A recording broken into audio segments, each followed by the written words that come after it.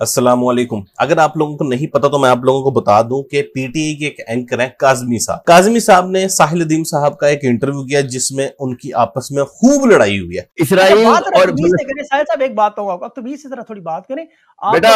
आपकी ना जब ऑडियंस ये प्रोग्राम देखेगी ना तो सबको पता चल जाए तमीज किसने दिखाई है। अब बेटा का ना बेटा किसको शर्म से बात करें, आपको किसने आपको यार दीन का सिखाया? आपने नवाज शरीफ, जरदारी, जनरल आसिम मुनीर साहब किसी का नाम नहीं लिया, इमरान खान का लिया था।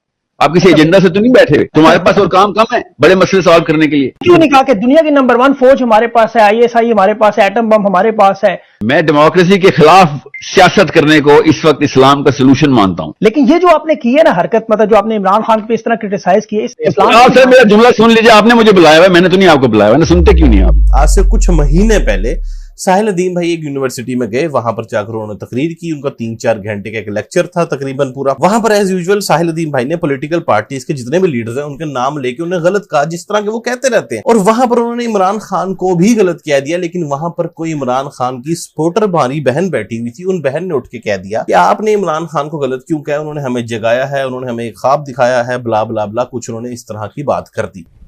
हो सकता है हीरो वो, मैं नहीं कह रहा हूं नहीं है, मगर आप बगैर क्वालिफिकेशन के जब बंदा हीरो कर देते हैं ना तो कौम तबाह होती है नीचे।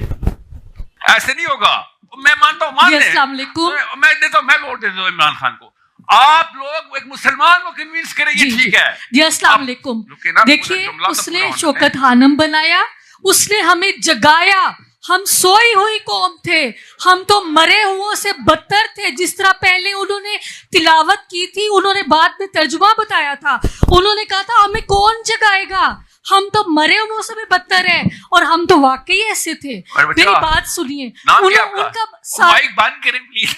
अब जब उन्होंने इस तरह की बात की तो आगे से साहिल भाई ने उनसे रोका और कहा कि एटलीस्ट मेरी बात सुन लो, मुझे जवाब तो देने दो। और फिर उसके जवाब में उन्होंने कुछ बातें की और उन्होंने बातों में कह दिया कि 2 स्टेट का जो सोल्यूशन था ना वो इमरान खान ने दिया था। 2 स्टेट से मुराद दिया है कि इसराइल और फलस्तीन को तस्लीम कर लेना चाहिए ताकि ये मामला, ये जंग शंग वगैरह मसला खत्म हो। Pakistan continues to support a 2-state solution in line with the UN General Assembly and Security Council resolutions। तो साहिल अदीम भाई ने कहा कि 2 स्टेट सोल्यूशन जो है, 2 स्टेट की बात जो थी वो इमरान खान ने की थी। और फिर यही बात करते हुए साहिल अदीम भाई ने शौकत खानम के मुतालिक भी ये कह दिया कि क्या मैं शौकत खानम को चाटूं, क्योंकि शौकत खानम में चंद बच्चे बचते होंगे, लेकिन वहां पर 30,000 बच्चा अभी तक फलस्तीन में शहीद हो चुका है हमारे इन लीडर्स की गलतियों की वजह से। वो ओवरऑल जनरल एक बात कर रहे थे। इसराइल चाहता है 2 स्टेट सोल्यूशन, अमेरिका चाहता है 2 स्टेट सोल्यूशन।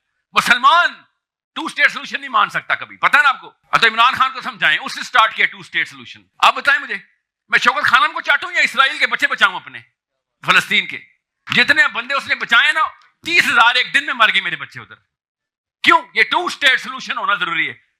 इन लोग, मैं आपको बता रहा हूं, मैं इमरान खान के खिलाफ नहीं हूं, सच बताऊं अंदर से मुझे भी वही पसंद है। अब इसी सब वजह से ना साहिल अदीम भाई को काज़मी साहब जो पीटीआई के एक एंकर है, उन्होंने दावत दी अपने सोशल मीडिया चैनल पे, यानी यूट्यूब के चैनल पे, कि वो आए और अपना मुकदमा क्लियर करें। अब जब वो चैनल पे आए, उन्होंने इंटरव्यू दिया। यहां पर मैं एक चीज क्लियर कर दूं, आप सभी को पता है कि मैं साहिल अदीम के खिलाफ कितनी वीडियोस बनाता हूं, और मैं हमेशा एक बात कहता हूं कि मेरा साहिल अदीम से कोई इख्तिलाफ नहीं है सिवाय एक स्पेसिफिक पॉइंट पे, और वो यही है कि वो फलस्तीन को लेके एक्स्ट्रा जज्बाती हो जाते हैं और उस जज्बात में आगे वो कुछ ऐसी बातें कर देते हैं जिनसे मुझे इख्तिलाफ है। लेकिन हमने कभी भी ये नहीं कहा कि साहिल अदीम भाई की जिंदगी को 0 से मल्टीप्लाई कर दो, साहिल भाई की कोई इस्लाम के लिए खिदमात नहीं है, साहिल तो एक जाहिल इंसान है और ये वो सब कुछ। लेकिन मैं हैरान हूं ये पीटीआई के लोगों में शिद्दत पसंदी की क्या इंतहा हो चुकी हुई है कि अगर इनको ये लगे कि शाहिद अफरीदी शहबाज शरीफ की तारीफ कर रहा है तो इनको ये लगता है कि शाहिद अफरीदी किसी एजेंडे पे है। अगर इनको ये लगे साहिल अदीम ने इमरान खान को कुछ कह दिया तो इनको लगता है जी साहिल अदीम किसी एजेंडे पे। अब इस इंटरव्यू में कुछ पॉइंट्स है जो मैं आपके सामने रखूंगा और उसको मैं भी रिबेटल करूंगा। अब सबसे पहला पॉइंट इस इंटरव्यू में यह था कि सबसे पहले काज़मी साहब ने यह सवाल पूछा कि आप ये बताएं कि आपने इमरान खान का ही नाम क्यों लिया, आपने मरियम नवाज, शहबाज शरीफ या आसिफ अली जरदारी का नाम क्यों नहीं लिया? आपने नवाज शरीफ, जरदारी, जनरल आसिम मुनीर साहब किसी का नाम नहीं लिया, इमरान खान का लिया था। सर मैं आपको बार बार बता रहा हूं, आपने बिल्कुल होमवर्क नहीं किया हुआ। यार मैं हैरान हूं कि इस बंदे ने, जिसने ये इंटरव्यू किया है काज़मी भाई ने, इन्होंने वो सिर्फ 30 सेकंड का क्लिप जो टिकटॉक और ट्विटर पर वायरल हुआ है सिर्फ वो देखा है। आपने वो 5 घंटे का लेक्चर देखा है? नहीं, मैंने सिर्फ वो 5 मिनट का क्लिप सुना है, उसमें से सवाल मेरा। 5 मिनट नहीं सर, वो 30 सेकंड का क्लिप है जिसकी आप बात कर रहे हैं।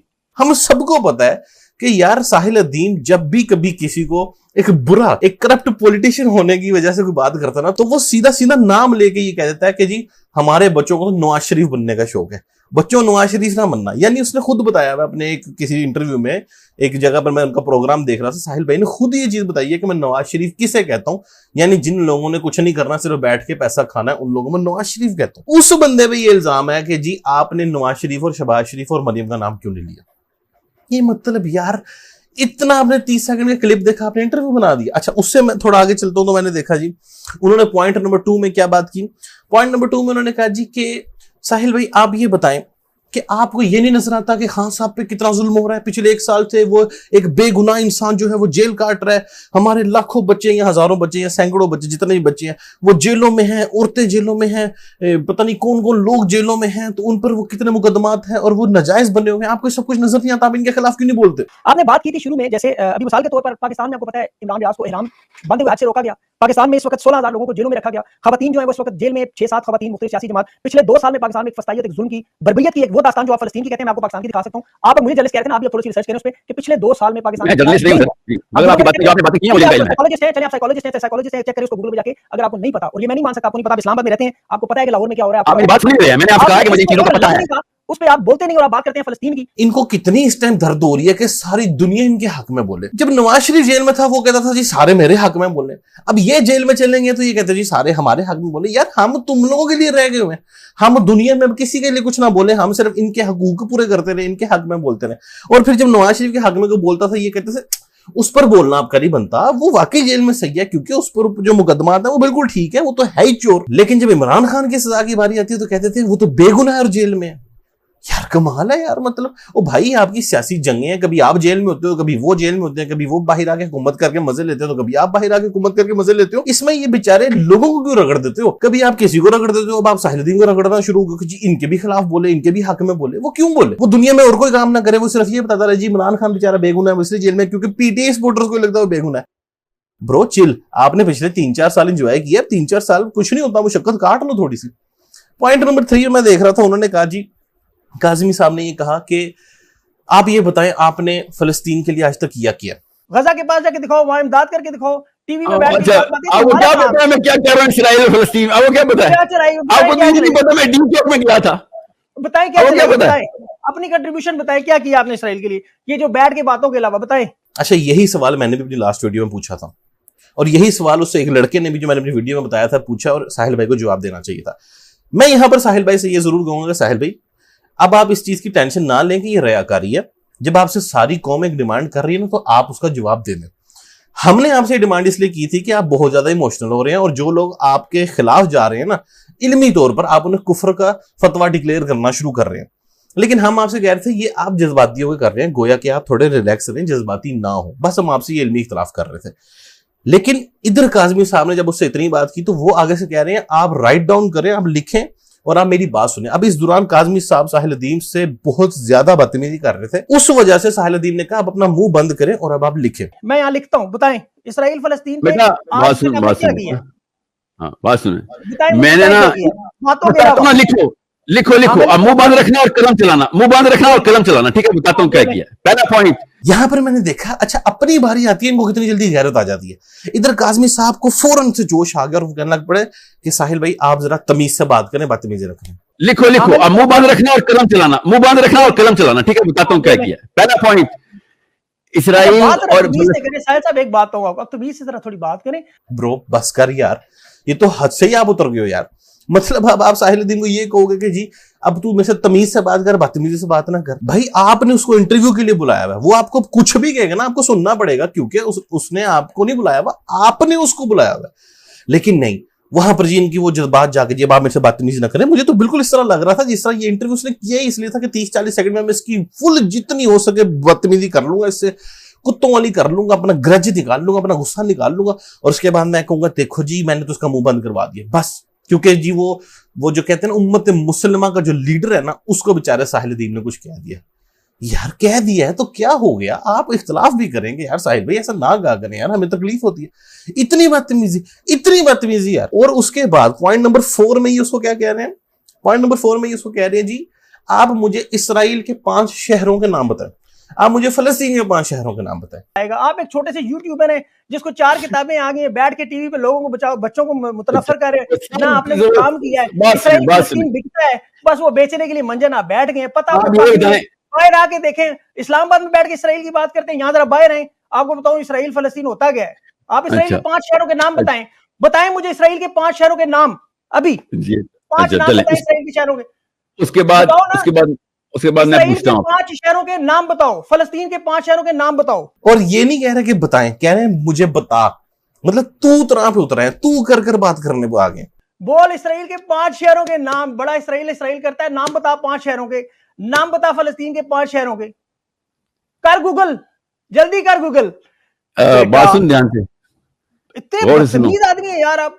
5 बात सुनो यार, तुम्हें नाम नहीं पता इसराइल के, बातें इसराइल की, इस्लाम तुम लोगों को आता है ना, मुझे पता है साहब। और बात सुने, निकला है आदमी साहब, हमने कुर्बानियां दी हैं यार। ये वैसे तो कहते हैं जी हम बड़े पढ़े लिखे लोग हैं, हम इस मुल्क में चेंज लाएंगे, और जरा इनके साथ थोड़ी सी बहस कर लो ना तो इनका जो सारा वो पढ़ा लिखा हुआ मेकअप इन्होंने अपने मुंह पे किया हुआ, वो सारे का सारा मेकअप जो है ना वो इनका खत्म हो जाता है, गर्म तौलिए से इनका मेकअप उतर जाता है, और ये उसको तू करके बात करना शुरू हो गया। अच्छा फिर यार मुझे 5 शहरों के नाम बता। अच्छा ये क्या लॉजिक है? अगर मैं ये कहूं मुझे फलस्तीन के 5 शहरों के नाम नहीं आते, इसका मतलब मुझे फलस्तीन से कोई हमदर्दी नहीं है। यानी इमरान खान ये जब कह रहा था कि मैं जी पूरी उम्मत मुसलमान का लीडर हूं, तो मैं को जी उम्मत मुसलमान में जो हमारा खानदान है ना मुसलमानों का, हमारे खानदान के 5 लोगों का नाम बता दो अगर आपको पता है। भाई ये कौन सा लॉजिक मैं उसको मांग रहा हूँ? इसका क्या लेना देना शहरों के नाम का, उससे लेना देना है। इसके बाद जी काज़मी साहब ने पॉइंट नंबर 5 में जो इंतहाई बदतमीजी थी वो क्या थी कि काज़मी साहब ने कहा जब उनसे बातें हुई, और वो साहिल साहब ये बड़ा पोलाइटली सब कुछ लेकर चल रहे थे। उनकी एक आदत है साहिल भाई की कि वो सबको प्यार से बेटा बेटा कहकर बात करते हैं, ये उनकी आदत है। अच्छा यही काम ना आप लोग कभी नोट करना, शेख आतिफ साहब एक हैं, वो भी इस तरह से बातें करते हैं, वो भी हर किसी को बेटा बेटा बेटा कह के बात करते हैं। अब होता क्या है, जब इंसान समझाता है ना किसी को, तो वो अपने स्टूडेंट्स को अक्सर बेटा बेटा कह के बुलाना शुरू कर देता है, उसको इस चीज की आदत पड़ जाती है। अच्छा साहिल भाई ने उसी एक अपनी आदत में ना ये कह दिया कि बेटा मेरी बात सुनो, बेटा बेटा मेरी बात सुनो। अच्छा इसको ये बेटा कहना इतना बुरा लगा कि ये आगे से उसको कहता है कि तू मुझे बेटा ना कह, मुझे पहले को अब्बू, अब्बू कहें, पहले अब्बू कहें। बेटा बता रहा हूं ना, लिखना बेटा नहीं, मुझे अब्बू को पहले कहो, अब्बू फिर लिखूंगा, कहो अब्बू। हाँ ये है आपकी, ये है असल में बात, यहां तक मैं लाना चाह रहा था, यहां तक मैं लाना चाह रहा था, आपको बात मैं यहां तक लाना चाह रहा था, इससे आगे नहीं बस। तुम मुझे बेटा कह रहे हो तो अब्बू कह लो, अगर बेटा कह रहे हो तो अब्बू क्यों नहीं कहते? यार मैं हैरान हूं यार, ये कहते हैं हम लोग पढ़े लिखे लोग हैं, हम चेंज लेके आएंगे, अब्बू क्यों तुम्हें कहे? मतलब ये तुमने उसको इतनी बड़ी बेचारे को गाली दे दी, मतलब वो तुम्हें अपना बाप कहे। अच्छा वो तुम्हें बेटा इस हवाले से तो नहीं कह रहा ना कि तुम उसकी औलाद हो, वो तो बेटा इसलिए कह रहा है कि बेटा मेरी बात सुन लो। हम कितने लोगों को दिन में कहते हैं बेटा ये काम ऐसे कर दो, बेटा ये काम इसलिए कर लो। इसका मतलब ये थोड़ी होता कि मैं तेरा प्यो हो गया हूं या मैं तेरा बाप हो गया। यानी उसको फिर ऐसे नहीं कहो अब्बू क्या, अब्बू क्या, और फिर ये तू करके बात करना शुरू हो गया। फिर सारा मामला साहिल अदीब ने ठंडा किया, साहिल अदीब ने सारा मामले को ठंडा किया, उसने माजरत की, उसने कहा अगर तुझे मेरी को बात बुरी लगी यार मैं सॉरी कर लेता हूँ, रिलैक्स हो जा, तू मेरा मुकदमा तो सुन। कानू सलामुन जाहिलून, ये आयत पढ़ लेना और मेरी तरफ से आपको सलाम है भाई। काज़मी साहब आखिरी दफा कोशिश करता हूँ सुनने, खुदा यार सुन ले काज़मी साहब, सुन ले काज़मी साहब, काज़मी साहब मेरी गुजारिश है एक बार सुन ले, सुन ले जैसे मौलवी ने लोगों को खराब किया ना, जिसको हम कहते हैं काज़मी साहब सुन ले, आखिरी गुजारिश कर रहा हूँ सुन ले काज़मी साहब। आप लोगों की हकीकत में आप जैसे लोगों ने बच्चों को खराब कर दिया ज़हनी तौर पे, ये जो सोशल मीडिया गुस्सा ठंडा हो जाएगा, गुस्सा ठंडा हो जाएगा तो बताइएगा, ठीक है? अब तमीज से बात करें तो फिर मैं आपकी बात सुनूं। जरूर सर, बेटा शेटा ये इस तरह की बातें ना करें ना। फिर उसको ये कहना शुरू हो गए आपकी मैं क्या बात सुनूं, 4 किताबें पढ़ के आप लोग आ जाते हैं, आप लोग हो ही क्या, और आप लोगों ने तो लोगों को पागल बनाया हुआ है, यूट्यूब पे आप लोग फेम कमाते हैं, इमरान खान का नाम लेके। ये साहिल अदीब को कह रहा है, साहिल अदीब को कह रहा है, वो स्ट्रगलर है, वो स्ट्रगल कर रहा है, वो जो इमरान खान के नाम ले लेके तो फेम कमाएगा। काज़मी साहब आप सुन ले, गुस्सा आप गुस्सा थोक दीजिए, सुन लो, गालियां मैंने खाई हैं, फिर भी मैं आपसे कह रहा हूँ गुस्सा थोक दीजिए, गालियां मैंने खाई हैं, ठीक है? आपसे मैं कह रहा हूँ गुस्सा थोक दें, सुन नहीं मैंने दी, मैंने आपको आपने अब्बू अब्बू आपने कहा ना, गाली होती है ना, आपको भी पता, कोई बात नहीं। तो बेटा क्या स्वाब है यार, बेटा प्यार से कहते होते काज़मी साहब, पाकिस्तान में हम क्या हो गया आपको, बदतमीजी से नहीं कहते। सुन लोगों को लगता है कि आपने शायद ये पॉपुलैरिटी गेन करने के लिए चीप नहीं नहीं सर, मेरी पॉपुलैरिटी का कोई ताल्लुक नहीं सर। मैं शायद उसी वजह देखे मैंने आपको अपने प्रोग्राम में बुला लिया। डूब मरना चाहिए यार इन लोगों को, इनको शर्म नहीं आती है। मतलब किसी के साथ इख्तलाफ करने का ये मकसद कब से हो गया? आप उसकी कैरेक्टर पे इतनी बातें करना शुरू कर दो। आप उसको मुझे अपना अब्बू कह, कभी आप उसको मैं तेरे से उम्र में बड़ा हूं, तू मुझसे छोटा है, तू मुझे बेटा नहीं कह सकता। यार तुम्हारे इतने इतने छोटे से दिल है यार, तुम्हें तमीज नहीं है बात करने की। वैसे तुम कहते हो हमारे लीडर ने हमें बड़ी अवेयरनेस, बड़ा शऊर दिया। ये शऊर तुम्हें दिया कि तुम्हारे लीडर से कोई इख्तलाफ कर रहे, तुम्हें लगना शुरू हो जाता है जी वो दुनिया का सबसे बड़ा कोई दुश्मन है तुम्हारा। मैं साहिल अदीम से कई चीजों पर इख्तलाफ रखने के बावजूद ये चीजें समझता हूँ। साहिल अदीम जब माहिर नफ्सियात पर बात करता है यार, जेन्युइनली वो बंदा नफ्सियात पर जब बात करता है बड़ी अच्छी करता है। वो बंदा जब लड़का लड़की के इश्यूज पर बात करता है, फैमिली की बात करता है कि जी मर्द और औरत का क्या मसाइल है, किस तरह ये हल होने चाहिए, बेहतरीन बातें करता है। और नो डाउट सबसे बढ़कर जब वो बंदा इसराइल और फलस्तीन के मुकदमे पर बात करता है, उस जैसा इल्मी डिबेट, उस जैसा इल्मी लेक्चर कोई नहीं दे सकता।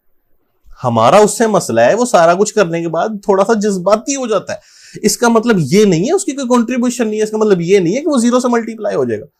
ओ भाई साहिल अदीम वो बंदा है जिसकी वजह से आज यूथ को जरा सा फलस्तीन और इसराइल के मसले का पता है। साहिल अदीम वो बंदा है जिसकी वजह से एक अवेयरनेस लोगों में फलस्तीन से लेकर फैल गई है। इस वक्त कोई ऐसा बंदा नहीं रह गया वो जो फलस्तीन और इसराइल के इशू को इतना ज्यादा डीपली हर बंदे को समझाए। साहिल अदीम वो वाहिद बंदा जो कर रहा है और हम उसके इस काम की कदर करते हैं। हमारा उससे इख्तलाफ ये है, आपने जज्बाती होकर पॉलिटिकल लीडर्स वाली हरकतें नहीं करनी, ये है हमारा उससे इख्तलाफ। लेकिन सिर्फ एक शख्स की मोहब्बत में आप इतना सख्त इख्तलाफ करो कि आप उसे तू करके बदतमीजी करो। शर्म आनी चाहिए आपको कि आपने एक शख्स को दावत दी, आपने उसको रिक्वेस्ट की कि हमारे प्लेटफॉर्म पे आए और हमसे बात करें, और उससे आपने इतनी बातें की, उसको इतना डिसरिस्पेक्ट किया। ये बिल्कुल कोई इखलाकियात नहीं है। यही वजह है कि हम आपसे कहते हैं कि जिस शख्स को आप उम्मत मुस्लिमा का लीडर बना के बैठे हुए ना, वो आप जैसे लोगों का लीडर है, उम्मत मुस्लिमा का लीडर नहीं है। अल्लाह ताला से दुआ है कि अल्लाह ताला फलस्तीन की तमाम मुसलमानों की, जहां जहां दुनिया मुसलमान बस रहे हैं, अल्लाह ताला सबकी हिफाजत फरमाए।